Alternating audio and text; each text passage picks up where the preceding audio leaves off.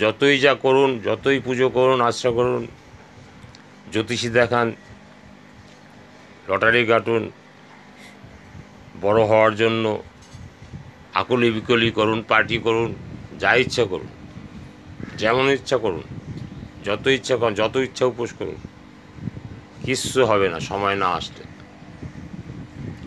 ওই ৬ষষ্ঠীর দিন আপনার কপালে যা লিখেছে তা ঘটবেই ঘটবে। স্বয়ং ভগবান কৃষ্ণ তিনিও দেহ রেখেছিলেন ওই বেদের ব্যাধ যে স্বীকার করে তার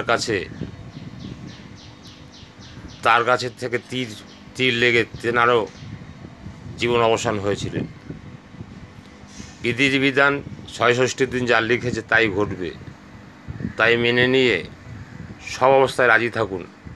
দেখবেন আপনার অদৃষ্ট ফদৃষ্ট আপনাকে কিছুই করতে পারবে না।